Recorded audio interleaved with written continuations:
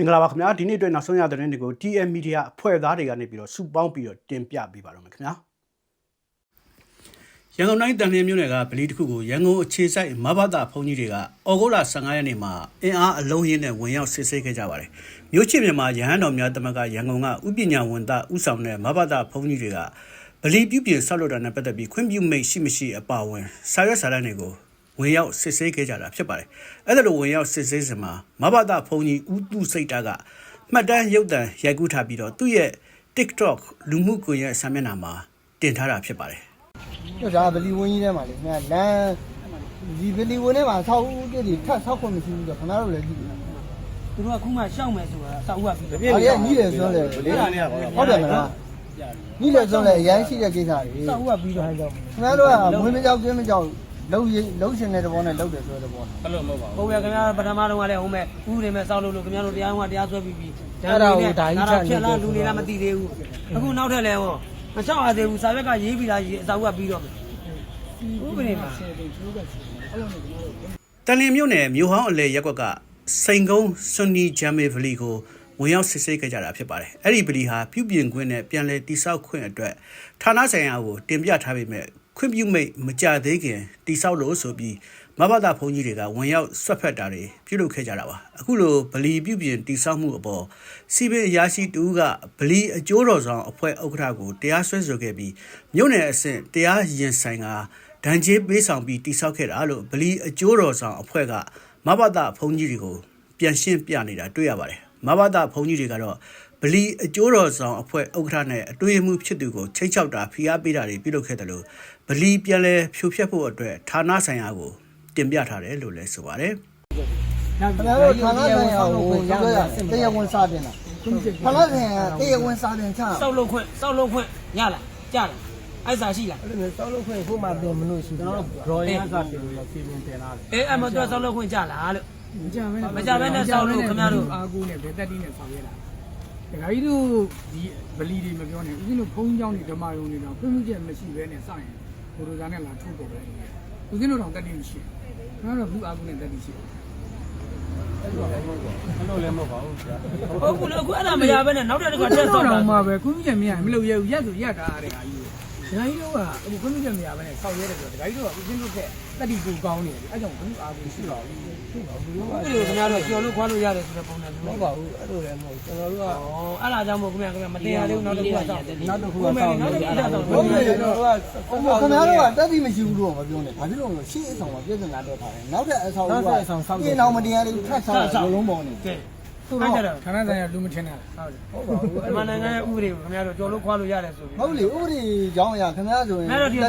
တန်ရမျိုးကခဏဆိုင်ရာကိုဒကာကြီးတို့ခပိုက်သက်ထည့်ထားတဲ့ပုံစံမျိုးလေအဲ့လိုလားမဟုတ်ပါဘူးဟမ်အဲ့ဒါကြောင့်ခင်ဗျားတို့လုံတာလေငါတို့ညွှန်လို့တာတန်ရမျိုးနဲ့ကအကုန်လုံးဌာနဆိုင်တို့ခပိုက်သက်ထည့်တယ်ဟောငါတို့မကြဘဲနဲ့စောက်တယ်ဆိုပုံစံမျိုးဒကာကြီးတို့လုံတာလားအဲ့လိုမဟုတ်ပါဘူးဥပဒေကလည်းဥပဒေပဲချက်လိမ့်လာလားအဲ့တော့ကိုကပြီးရပါလားလားဝေးရဘုန်းကြီးတွေမှာရန်ကုန်ပြည်ရပါဘူးငါတို့ပြီးကြမှာပြီးချက်ရှိတယ်ဆက်လို့ဗလီဘက်ကအာဏာပိုင်တွေကိုငွေပေးလက်ထိုးပြီးစောက်ခွင့်ရအောင်စ조사တာလို့ယူဆပြီးမဘတာဘုန်းကြီးတွေကစာရွက်စာတမ်းတွေကိုတောင်းယူကြည့်ရှုမင်းမြန်စစ်ဆေးနေတာကိုလည်းဗီဒီယိုမှာတွေ့ရပါတယ်ငွေဘလောက်ပေးထားတယ်လဲဆိုပြီးတော့မင်းမြန်နေတာတွေကိုလည်းတွေ့ရပါတယ်မဘတာဘုန်းကြီးတွေဟာစစ်ဆေးနိုင်တဲ့အခွင့်အာဏာမရှိဘဲတခြားသာသနာပိုင်နယ်မြေပေါ်ကိုအင်အားသုံးကျူးကျော်ဝင်ရောက်ကြတာကိုဗီဒီယိုထဲမှာတွေ့မြင်ရပါတယ်ဗလီဘက်ကတော့ဘုန်းကြီးတွေတောင်းခံတဲ့စာရွက်စာတမ်းတွေကိုပြသနေကြပါတယ်မြို့ချစ်ရဟန်းတော်များအစရှိတဲ့မဘတာဘုန်းကြီးအဖွဲ့တွေဟာမြန်မာနိုင်ငံရှိဘာသာခြားကိုးကွယ်သူတွေအထူးသဖြင့်မွတ်စလင်ဘာသာဝင်တွေအပေါ်မှာပြစ်မှတ်ထားလိမ့်ရှိကြောင်းနာမည်ပြနဲ့ကြော်ကြားပါတယ်မြန်မာနိုင်ငံမှာမွတ်စလင်မုန်းတီးမှုသွေးထိုးလှုံ့ဆော်တာတွေပြုလုပ်လိမ့်ရှိတဲ့အတွက်ကုလသမဂ္ဂရဲ့မြန်မာနိုင်ငံဆိုင်ရာလွတ်လပ်သောစုံစမ်းစစ်ဆေးမှုရန်တရား IIMM အပါအဝင်နိုင်ငံတကာလူ့ခွင့်ရေးအဖွဲ့တွေကစောင့်ကြည့်နေချိန်မှာအခုလိုဖြစ်ပေါ်လာတာဖြစ်ပါတယ်။စစ်ကောင်းဆောင်ဗိုလ်မင်းအောင်လှိုင်ရဲ့ထိုင်းခရီးစဉ်အတွင်းဆန္ဒပြခဲ့ကြတဲ့ထိုင်းလွှတ်တော်အမတ်မစ္စတာအနုဆွန်ထမတ်ဂျိုင်အပါအဝင်လွှတ်တော်အမတ်3ဦးနဲ့ပြည်အောင်စုလွှတ်တော်ကိုစားပြုကော်မတီ CRPH ကိုယ်စားလှယ်အဖွဲ့တို့ဩဂုတ်14ရက်နေ့မှာတွေ့ဆုံခဲ့ကြပါတယ်။ CRPH ရဲ့အတွင်းရေးမှူးအဖွဲ့ဝင်ဒေါ်ဖြူဖြူသင်းဦးဆောင်တဲ့ကိုယ်စားလှယ်အဖွဲ့နဲ့ထိုင်းလွှတ်တော်အမတ်တွေဖြစ်တဲ့မစ္စတာအနုဆွန်ထမတ်ဂျိုင်နဲ့တခြားလွှတ်တော်အမတ်2ဦးတို့ဟာ ဘန်ကောက်မြို့မှာရှိတဲ့ထိုင်းအောက်လွှတ်တော်မှာတွေ့ဆုံဆွေးနွေးခဲ့ကြတာလို့ CRPH ကမနေ့ကဩဂုတ်လ16ရက်နေ့မှာထုတ်ပြန်ထားပါတယ်။အဲဒီတွေ့ဆုံဆွေးနွေးမှုမှာမြန်မာနိုင်ငံရေးအခြေအနေဖြစ်ပေါ်တိုးတက်မှုတွေနဲ့အနာဂတ်မှာပူးပေါင်းဆောင်ရွက်နိုင်မယ့်ကိစ္စရပ်တွေကိုဆွေးနွေးခဲ့ကြတယ်လို့ဆိုပါတယ်။ဒါအပြင်မစ္စတာအနုဆွန်ထမတ်ဂျာရဲ့မကြသေးမီကမြန်မာအရေးနဲ့ပတ်သက်ပြီးထုတ်ဖော်ပြောကြားခဲ့မှုနဲ့ရက်တီချက်တွေအတွက် CRPH ကိုယ်စားလှယ်အဖွဲ့ကကျေးဇူးတင်ကြောင်းပြောဆိုခဲ့ပြီးကျေးဇူးတင်ကြောင်းစာကိုလည်းပေးအပ်ခဲ့တယ်လို့ဆိုပါတယ်။ဒီခီးစဉ်အတွင်းမှာမြန်မာပြည်တွင်းနဲ့နယ်စပ်ဒေသတွေမှာနေရက်ဆွန့်ခွာနေရသူတွေကိုလက်အင်ကဆုံးရှုံးခဲ့ရတဲ့ပြည်သူ့ကာကွယ်ရေးတပ်ဖွဲ့ဝင်တွေရွှေပြောင်းအလုပ်သမားတွေနဲ့သူတို့ရဲ့သားသမီးတွေအတွက်ပညာရေးဆက်လက်သင်ကြားနိုင်ရေးပံ့ပိုးကူညီမှုတွေရရှိဖို့အတွက်နိုင်ငံတကာအကူအညီပေးရေးအဖွဲ့အစည်းတွေနဲ့လည်းတွေ့ဆုံဆွေးနွေးခဲ့သေးတယ်လို့ CRPH ကထုတ်ပြန်ထားပါတယ်။ထိုင်းပြည်သူ့ပါတီလွှတ်တော်အမတ်မစ္စတာအနုဆွန်ထမတ်ချိုင်ဟာဩဂုတ်လ9ရက်နေ့တုန်းကဗိုလ်မင်းအောင်လှိုင်ထိုင်းလွှတ်တော်ကိုရောက်လာစဉ်လူအများရှိမှငင်းချမ်းရေးအတွက်လူသားဆန်မှုအတွက်ဆိုပြီးအော်ဟစ်ကာဆန္ဒပြခဲ့သူဖြစ်ပါတယ်။စကိုင်းတိုင်းပင်လယ်ဘူးမြို့နယ်ကင်းမန်းကျေးရွာကဆေးရုံကိုစစ်ကောင်စီတပ်ကလေကြောင်းကနေဘုံကျဲတိုက်ခိုက်ခဲ့တာကြောင့်ခရီးငယ်တွေအပါအဝင်အများအပြားထိခိုက်ဒေဆုံးခဲ့ပါတယ်။အဲဒီတိုက်ခိုက်မှုက BNR တွေတရင်မှုတွေဖြစ်တဲ့သူ့ဘရာဇာနဲ့ဒေါင်းညိုတို့အဲ့ဒီဆေးရုံကနေထွက်ပြေးပြီးတဲ့နောက်မှာတိုက်ခိုက်ခံခဲ့ရတာဖြစ်တယ်လို့ဒေတာတွင်းမီဒီယာတွေကဖော်ပြထားပါတယ်။သူ့ဘရာဇာနဲ့ဒေါင်းညိုတို့ဟာဩဂုတ်15ရက်နေ့မှာကင်းပန်းကျေးရွာဆေးရုံကနေထွက်ပြေးလွတ်မြောက်သွားပြီးဩဂုတ်16ရက်နေ့ညနေပိုင်းမှာစစ်ကောင်စီတပ်ကတိုက်လေရင်အုံပြုပြီးအဲ့ဒီဆေးရုံနဲ့စာတင်ကျောင်းဘက်ကိုဘုံကျဲတိုက်ခိုက်ခဲ့တာလို့ဆိုပါတယ်။စစ်ကောင်စီကဘုံ10လုံးခန့်ကျဲချခဲ့တာဖြစ်ပြီးအသက်9နှစ်အရွယ်ကလေးငယ်တဦးအမျိုးသမီးငယ်တဦးအမျိုးသားတဦးနဲ့အဖွားအိုတဦးစုစုပေါင်း4ဦးသေဆုံးခဲ့ပြီး73ဦးထပ်မံဒဏ်ရာရရှိခဲ့ပါတယ်။ဒါအပြင်ဆေးရုံနဲ့စာတင်ကျောင်းအပြင်နေအိမ်15လုံးကျော်လည်းပျက်စီးခဲ့တယ်လို့သိရပါတယ်။လွတ်မြောက်သွားတဲ့ BNR တွေခေါင်းဆောင်2ဦးကြောင့်အခုလိုဘုံကျဲခံရတာဟုတ်မဟုတ်ကိုတော့ TM မီဒီယာအနေနဲ့တိကျအတည်မပြုနိုင်ပါဘူး။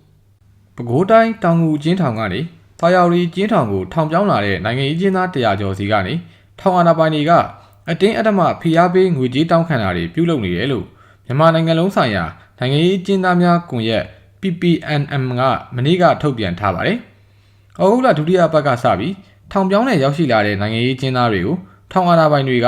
တက်တောင့်တက်တာရှိတဲ့အလုပ်တွေကိုလုပ်ကင်ခွင့်ရရှိဖို့နဲ့အကျဉ်းထောင်အတွင်းအေးအေးဆေးဆေးနေထိုင်ခွင့်ရရှိဖို့ဆိုတဲ့အကြောင်းပြချက်တွေနဲ့အကျဉ်းသားတို့ကိုမြန်မာကျပ်ငွေ3သိန်းကျပ်ပေးဆောင်ဖို့ဖိအားပေးတောင်းခံနေရလို့ဆိုပါတယ်။အကျဉ်းဦးစီးဌာနကဦးစီးအရာရှိပြေဖြိုးအောင်နဲ့ဦးစီးအရာရှိတန်းဝင်းတို့ကအဓိကဖိအားပေးတောင်းခံနေရဖြစ်တယ်လို့ဆိုပါတယ်။တောင်းခံတဲ့ငွေကြေးကိုမပေးနိုင်တဲ့နိုင်ငံရေးအကျဉ်းသားတွေကိုအခြားအကျဉ်းသားတွေမလုပ်ရတဲ့မိန်လာရီတေယူရှင်းလင်းတဲ့အလုပ်တွေတောင်ယာလုပ်ငန်းတွေအတင်းအဓမ္မခိုင်းစေနေရလို့ PPM ရဲ့ဖော်ပြချက်အရသိရပါတယ်။အကျဉ်းထောင်အာဏာပိုင်တွေအကျဉ်းဦးစီးဌာနဝန်ထမ်းတွေအနေနဲ့ကိုကျိုးစည်းဝါးနဲ့ငွေကြေးရရှိဖို့အတွက်နိုင်ငံရေးကျင်းသားတွေအပေါ်အာဏာအလွဲသုံးစားပြုလုပ်ပြီးအတင်းအဓမ္မငွေကြေးတောင်းခံနေရတွေငွေကြေးမပေးနိုင်တဲ့သူတွေကိုအလုပ်ကျန်းတွေဖိအားပေးခိုင်းစေနေရတွေကအကျဉ်းသားတွေရဲ့အခြေခံအခွင့်အရေးနဲ့လူကုန်သိက္ခာကိုထိခိုက်စေတဲ့လုပ်ရက်တွေဖြစ်တယ်လို့လည်း PPMM ကဆိုထားပါတယ်။တာယာဝတီအကျဉ်းထောင်တွင်နိုင်ငံရေးကျင်းသားတွေစီကနေအတင်းအဓမ္မငွေကြေးတောင်းခံတာတွေနဲ့ငွေကြေးမပေးနိုင်တဲ့သူတွေကိုအလုပ်ကျန်းတွေဖိအားပေးခိုင်းစေနေရတွေကိုပြင်းထန်စွာရှုတ်ချတယ်လို့လည်းထုတ်ပြန်ထားပါတယ်။ဘိန်းမြေခွန်စာရဲ့လက်ယုံလို့လူသိများတဲ့လော်တာဆန်းလီဟာဩဂုတ်လ14ရက်နေ့ကထိုင်းနိုင်ငံဘန်ခွမ်အကျဉ်းထောင်ကနေပြန်လည်လွတ်မြောက်လာခဲ့ပါတယ်။မူရစေဝါလက်နက်မှုတွေကြောင့်ဖမ်းဆီးခံထားရတဲ့လော်တာဆန်းလီဟာတော်ဝင်လူငင်းချမ်းသာခွင့်နဲ့ပြန်လည်လွတ်မြောက်လာတာလို့ထိုင်းသတင်းဌာနတွေကဖော်ပြထားပါတယ်။လော်တာဆန်းလီကိုထိုင်းမူရနှိမ်နင်းရေးရဲတပ်ဖွဲ့က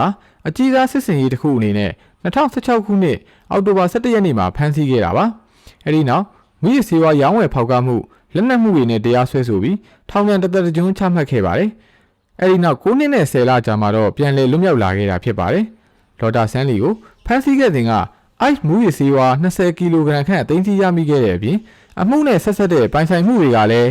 းစုစုပေါင်း1ဘီလီယံကျော်တန်ဖိုးရှိတယ်လို့ထိုင်းအစိုးရဘက်ကထုတ်ပြန်ခဲ့ပါတယ်။လော်တာဆန်းလီဟာချင်းမိုင်ဒေသမဲအိုင်ခရိုင်ထာတုံမြို့နယ်ရဲ့အုပ်ချုပ်ရေးမှူးဟောင်းတူဦးလည်းဖြစ်ပါတယ်။ရွှေတရိကန်ဒေသမှာဩဇာရှိခဲ့တဲ့ဘိန်းပြင်ခွန်စာနဲ့နီးစပ်သူအဖြစ်လဲထိုင်းသတင်းဌာနတွေမှာဖော်ပြခံခဲ့ရသူပါ။လက်ရှိအချိန်မှာလော်တာဆန်းလီဟာအသက်86နှစ်အရွယ်ရှိနေပြီဖြစ်ပါတယ်။ရန်ကုန်တိုင်းခိုင်သာယာမြို့နယ်ရွှေတန်လင်းစက်မှုဇုံမှာရှိတဲ့တာရှူမြန်မာ Glory Fashion Company Limited အထည်ချုပ်စက်ရုံမှာ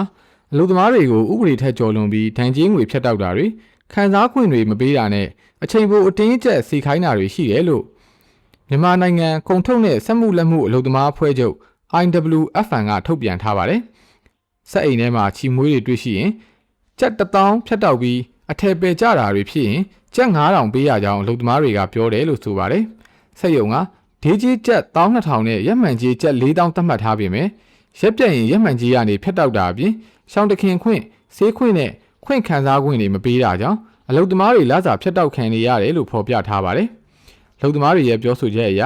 အထည်ဆိုင်တွေမပြည့်တာကိုအကြောင်းပြပြီး all-in all-night အချိန်ပိုတွေအပြင်နားရက်တွေမှာပါအလုပ်ဆင်းခိုင်းတယ်လို့ဆိုပါတယ်။စက်ရုံအတွင်းမှာလည်းအိမ်သာအသုံးပြုချိန်နဲ့ရေတောက်ချိန်တွေကိုပါစောင့်ကြည့်ခံရပြီးတောက်ရည်မှာတန်ရှင်းမှုမရှိသလိုထမင်းစားဆောင်မှာလည်းမိုးရိုရာတွေရှိနေတယ်လို့ထုတ်ပြန်ချက်မှာရေးသားထားပါတယ်။အလုပ်ထွက်ခဲ့တဲ့အလုပ်သမားတွေကိုလစာထုတ်ပေးရမှာလဲ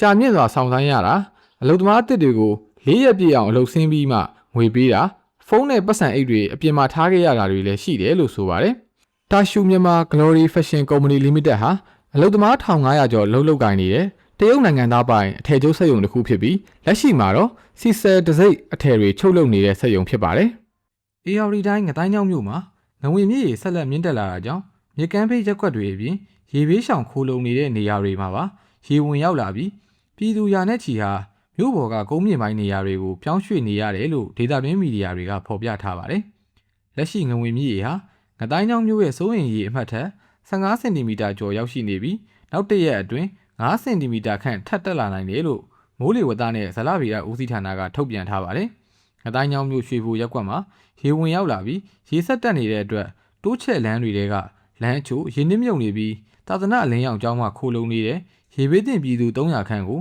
မြို့တွင်းမှာရှိတဲ့ကုန်းမြင့်ပိုင်းနေရာတွေကိုပြောင်းရွှေ့နေရတယ်လို့သိရပါတယ်။အခုလိုငဝင်မြစ်ရေဆက်တက်လာတာဟာငတိုင်းကျောင်းမြို့အထက်ပိုင်းလေးမျက်နှာမြို့နယ်မှာဇူလိုင်လကုန်ပိုင်းကငဝင်မြစ်တာကျိုးပေါက်ခဲ့ပြီးနောက်ဖြစ်ပေါ်လာခဲ့တဲ့နောက်ဆက်တွဲရေကြီးမှုတွေဖြစ်ပါတယ်။အဲ့ဒီရေကြီးမှုကြောင့်လေးမျက်နှာဟင်းတဒရေကြီးငတိုင်းကျောင်းနဲ့ကျုံပြော်မြို့နယ်တွေမှာပါလူဦးရေသိန်းနဲ့ချီရေဘေးတင်ဒဏ်ခံနေရပြီး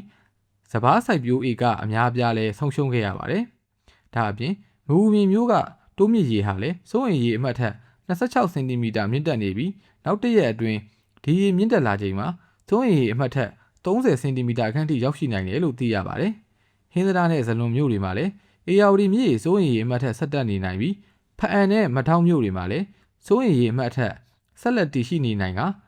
ပဲခူးမြို့မှာစိုးရိမ်ရေအမှတ်အထိရောက်ရှိလာနိုင်တယ်လို့မိုးလေဝသနဲ့ဇလဗေဒဦးစီးဌာနကသတိပေးထားပါတယ်။ရန်ကုန်တိုင်းနဲ့အေယာဝတီတိုင်းအဆက်အဖြောက်မြို့အနီးမှာလည်းတာကျိုးနိုင်တဲ့အခြေအနေကိုစောင့်ကြည့်နေရပြီးတာကျိုးခဲ့ရင်အနီးဝန်းကျင်လေယာမြေတွေနဲ့ကျေးရွာတွေရေဝင်နိုင်တဲ့အခြေအနေရှိတယ်လို့သိရပါတယ်။ရေကြီးမှုကြာမြင့်လာတာနဲ့အတူရေဘေးကယ်ဆယ်ရေးအတွက်လိုအပ်တဲ့လောင်စာဆီနဲ့အခြားအကူအညီတွေလည်းလျော်နှဲလာနေပြီးရေဘေးရှောင်စခန်းတချို့ကိုပြန်လည်ရွှေ့ပြောင်းနေရတဲ့အခြေအနေဖြစ်နေပါတယ်။ဒီနေ့အတွက်သတင်းတွေကတော့ဒီမျှတာပဲဖြစ်ပါတယ်ခင်ဗျာ။ TM Media ကိုနားဆင်ကြတဲ့အတွက်ကျေးဇူးတင်ပါတယ်ခင်ဗျာ။ပိတ်သက်များအားလုံးကျမ်းမာရှင်လန်းပြီးတော့ဘေးပြာဝေးကွာကြပါစေလို့ TM Media အဖွဲ့သားတွေကနေပြီးတော့ဆုမွန်ကောင်းပို့တာပါတယ်ခင်ဗျာ။